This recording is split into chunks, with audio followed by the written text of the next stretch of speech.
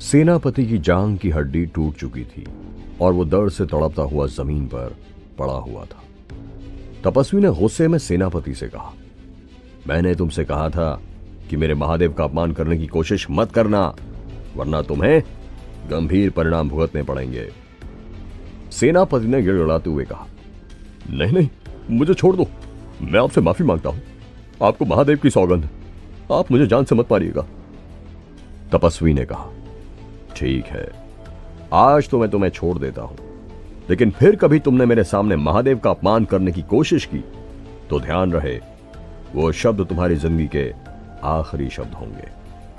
उसके बाद तपस्वी मुड़ा और उन सभी सैनिकों को देखकर बोला, अपने सेनापति को उठाओ और अपने राजा से कहना कि राजा अपनी प्रजा का पिता होता है और अपनी प्रजा की किसी स्त्री पर बुरी नजर डालना उसके लिए पाप है, और अगर फिर से उसने इस लड़की पर अपनी कुदृष्टि डाली तो उसे भी अपने सेनापति की तरह ही अंजाम भुगतना पड़ेगा।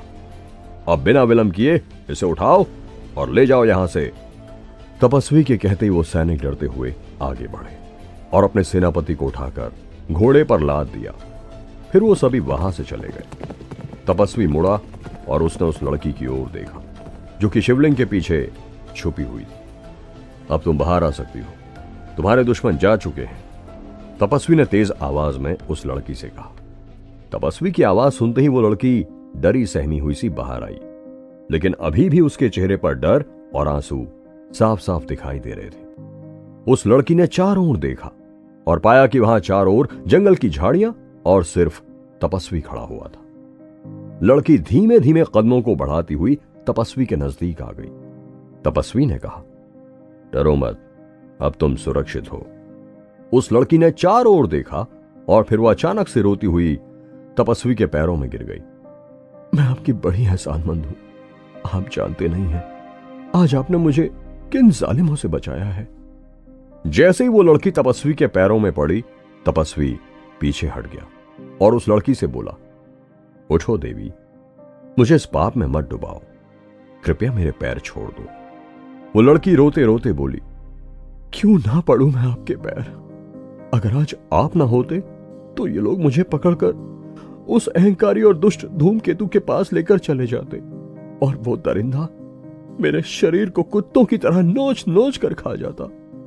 आप जानते नहीं हैं, आपने आज मेरी जान ही नहीं बल्कि मेरी इज्जत और सम्मान की भी रक्षा की है। तपस्वी ने शिवलिंग की ओर इशारा करते हुए कहा, तुम्हें बचाने वाला मैं कौन होता हूं देवी? तुम्हें बचाने वाले तो वो हैं जिनके पीछे तुम छिप गई थी, और तुम्हारी ही क्या, इस पूरे संसार की रक्षा की जिम्मेदारी इन्होंने ही तो उठाई है। तभी तो ये संसार की रक्षा के लिए विष तक पी गए थे। इसलिए सिर झुकाना ही है तो महादेव के सामने झुकाओ। मैं तो उनका दास हूं, उन्होंने जो आज्ञा दी बस उसका पालन करता हूं। लड़की धीमे कदमों से चलती हुई शिवलिंग के नजदीक आई और पास में रखे हुए फूल उठाकर शिवलिंग पर चढ़ाते हुए उनके सामने हाथ जोड़कर बैठ गई। तपस्वी भी शिवलिंग के नजदीक आया और फिर उस लड़की से बोला, वैसे आप कौन हो और कौन है ये राजा धूमकेतु? क्या आप मुझे सारी बात बता सकती हो? धूमकेतु का नाम सुनते ही वो लड़की अचानक से गुस्से में आ गई और खड़े होकर बोली, वो नीच कमीना इतना गिरा हुआ इंसान है कि उसे देखकर तो बेशर्मी भी एक बार के लिए शर्म आ जाए। वो राजा नहीं, दरिंदा है, दरिंदा। फिर वो लड़की एक पल के लिए चुप हो गई और अपने कदम दूसरी दिशा में बढ़ाते हुए बोली, तपस्वी महाराज, मेरा नाम अंबिका है और मैं महाराज ओंकारेश्वर की पुत्री हूं, और ये धूमकेतु कुछ समय पहले मेरे पिता का सबसे भरोसेमंद सेनापति हुआ करता था। मेरे पिता को इस निर्लज पर भरोसा करने की कीमत अपनी जान देकर चुकानी पड़ी। धूमकेतु ने सेनापति होते हुए सेना की कई टुकड़ियों को अपने साथ मिला लिया था, और फिर एक दिन जब मेरे पिता और ये शिकार पर गए थे तो इसने धोखे से उन्हें मार दिया और वापस आकर हमारे राज सिंहासन पर कब्जा कर लिया। अंबिका बोलते हुए रुआंसी हो गई थी। वो अपने पिता को याद करते ही दुखी हो जाती थी। तपस्वी बड़े ही ध्यान से उसकी कहानी सुन रहा था।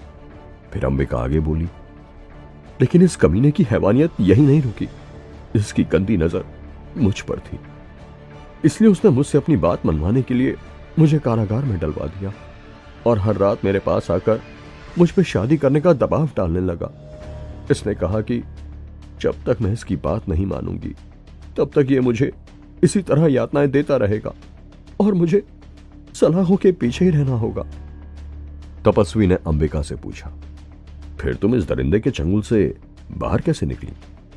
धूमकेतु रोज आकर मुझे धमकाता था और मेरे शरीर पर कोड़े मारने के आदेश देता था, लेकिन मैं टूटने वालों में से नहीं हूं।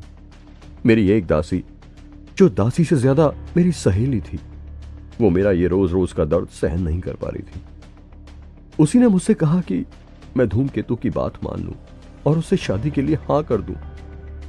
पहले तो मुझे उसकी बात पर बहुत गुस्सा आया, लेकिन उसने कहा कि जिस दिन हमारी शादी होगी उस दिन वो मुझे स्नान गृह में बने दरवाजे से बाहर निकाल देगी। फिर मुझे भी वो रास्ता ध्यान आ गया, क्योंकि उस दरवाजे के पीछे एक सुरंग बनी हुई थी, जिसके बारे में उसे, मुझे और सिर्फ मेरे पिताजी को ही मालूम था। ओह, तो अब समझा।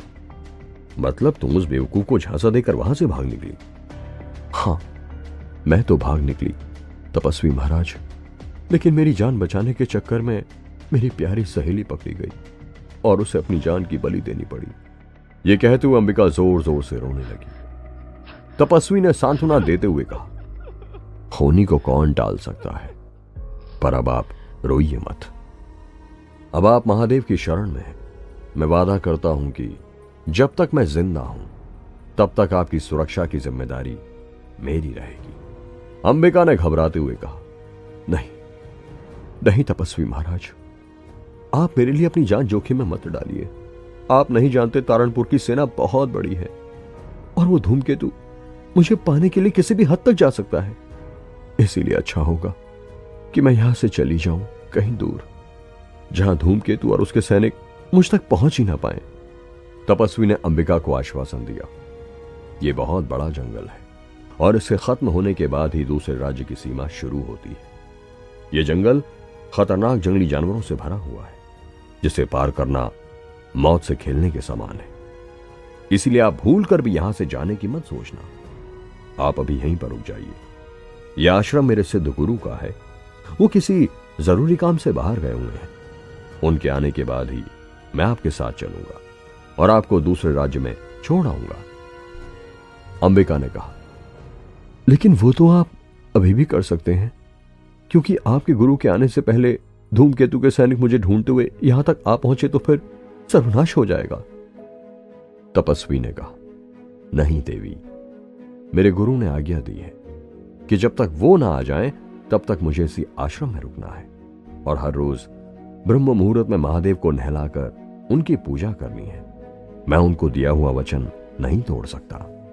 तपस्वी की बात सुनकर अंबिका चुप हो गई और शिवलिंग की ओर देखने लगी। तभी तपस्वी ने उसे चिंतित होते हुए देखकर कहा, आप चिंता ना करें देवी, मेरे गुरु को आने में ज्यादा समय नहीं बचा है, बस कुछ ही दिनों की बात है। और वैसे भी यहां हमारी रक्षा के लिए महादेव तो हैं ही, और जिनके साथ महाकाल होते हैं वो काल से नहीं डरा करते। उधर सेनापति के सैनिक उसे लेकर धूमकेतु के राज दरबार में पहुंच चुके थे, जहां दर्द से चिल्लाते हुए सेनापति को सैनिकों ने धूमकेतु के सामने पेश किया। धूमकेतु ने सेनापति की यह हालत देखकर पूछा, क्या हुआ इसे? महाराज, हम राजकुमारी अंबिका को पकड़ने के लिए गए थे। मगर यह कहते कहते वो सैनिक चुप हो गया। धूमकेतु को बहुत तेज गुस्सा आ गया और उसने घूरते हुए उस सैनिक की ओर देखा। अगर मगर क्या, बोलते क्यों नहीं? सैनिक ने धूमकेतु से कहा, महाराज, राजकुमारी अंबिका भागते हुए एक साधु के आश्रम में जा घुसी और वहां पर एक तपस्वी अपनी साधना में लीन था, लेकिन जैसे ही राजकुमारी जी उस तपस्वी के सामने मौजूद शिवलिंग से जाकर लिपटी तो वो तपस्वी उठ खड़ा हुआ और वो हमारे और राजकुमारी अंबिका के बीच में आ गया। धूमकेतु ने गुस्से से कहा, लेकिन तुम लोग इतने सारे होकर भी उस साधारण से साधु से डरकर भाग आए, और सेनापति चरक की यह हालत किसने की? सैनिक ने कहा, महाराज, सेनापति की यह हालत उसी तपस्वी ने की है। वो कोई साधारण तपस्वी नहीं था महाराज। वो जब तक बैठकर तपस्या कर रहा था तो बड़ा ही साधारण लग रहा था, लेकिन जब वो गुस्से में खड़ा हुआ तो ऐसा लगा जैसे कोई इंसान 1000 हाथियों का बल अपने शरीर में समाकर खड़ा है। उसे देखकर ही एक बार के लिए हजारों सैनिकों की सेना भी कांप जाए। लंबी लंबी भुजाएं, चौड़े कंधे और आंखें ऐसी जैसे साक्षात महादेव। गुस्से में आकर खड़े हो गए। धूमकेतु ने कहा, बकवास बंद करो सैनिक। मुझे तो लगता है कि मैंने अपनी सेना में नपुंसकों को भर्ती कर लिया है, जो एक साधु से केवल डरकर ही नहीं भाग आए हैं, बल्कि अभी तक उसे याद कर करके उनके रोंगटे खड़े हो रहे हैं। सैनिक ने कहा, मैं सच कह रहा हूं महाराज। अगर सेनापति उससे माफी ना मांगते तो वो आज इनकी जांग की हड्डी नहीं बल्कि गर्दन भी तोड़ डालता। धूमकेतु गुस्से में खड़ा हो गया था। खबरदार, अगर तुमने अपनी जुबान से एक और लफ्ज भी कहा तो निर्लज। धूमकेतु की सेना में होते हुए भी तुम लोग एक साधु से डरकर भाग आए और इस कायर सेनापति ने उस साधु से माफी भी मांग ली। धूमकेतु का गुस्सा देखकर वो सभी सैनिक डर कर चुप हो गए। तभी धूमकेतु ने ताली बजाई और कुछ सैनिक दौड़ते हुए वहां आ गए।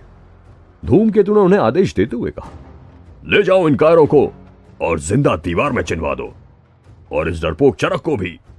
इन्हें जीने का कोई हक नहीं है। धूमकेतु बहुत गुस्से में था और उसका यह आदेश सुनते ही कई सैनिक आगे आए और हार कर आए हुए सैनिकों के साथ साथ सेनापति चरक को भी अपने साथ लेकर चले गए। वो सैनिक चिल्ला चिल्लाकर अपनी जान की भीख मांग रहे थे, मगर धूमकेतु का दिल नहीं पसीजा। वो इस समय बहुत गुस्से में था। धूमकेतु ने चिल्लाते हुए कहा, अंबिका, ये तुमने अच्छा नहीं किया। अंबिका, तुमने मेरे प्यार का नाजायज फायदा उठाया है। मैंने तुम्हारा भरोसा किया और तुम मुझे धोखा देकर महल से भाग निकली। लेकिन कुछ भी क्यों ना हो जाए, मैं तुम्हें अपनी रानी बनाकर ही दम लूंगा। और धूमकेतु ने फिर से ताली बजाई। ताली की आवाज सुनते एक सैनिक दौड़ते हुए उसके सामने आ गया। जल्दी से सेना की एक टुकड़ी तैयार करो, हम अभी जंगल में अंबिका को ढूंढने जाएंगे। धूमकेतु ने अपने एक सैनिक को आदेश देते हुए कहा। धूमकेतु का आदेश सुनते ही सैनिक ने कहा, जी महाराज, जो आज्ञा। यह कहते हुए वो सैनिक चला गया। लेकिन तभी वहीं पर बैठा हुआ मंत्री धूमकेतु के पास आया। ये क्या कर रहे हैं आप महाराज? धूमकेतु ने अहंकार भरते हुए कहा, क्या तुम्हें सुनाई नहीं दिया महामंत्री? हम सैनिकों की एक टुकड़ी लेकर अभी उस जंगल की ओर जाएंगे और उस साधु की जटा पकड़कर अगर हमने अपनी जूती साफ नहीं की तो हमारा नाम भी धूमकेतु नहीं। मंत्री ने आगाह करते हुए कहा, आपकी बहादुरी पर किसी को कोई शक नहीं है महाराज, लेकिन क्या आपका खुद उस जंगल में जाना, और वो भी सिर्फ एक ब्राह्मण साधु के लिए, क्या ये उचित होगा? इसके लिए तो अपने दरबार में मौजूद कई अंगरक्षक हैं। आपको नहीं लगता अगर आप खुद चलकर उस साधु को पकड़ने जाएंगे तो इसमें उसकी नहीं बल्कि आपकी और आपकी सेना की कितनी बेइज्जती होगी? क्या धूमकेतु अंबिका को हासिल कर पाएगा? किस अंगरक्षक को भेजने वाला था धूमकेतु? क्या तपस्वी इस बार भी अंबिका की रक्षा कर पाएगा? जानने के लिए सुनते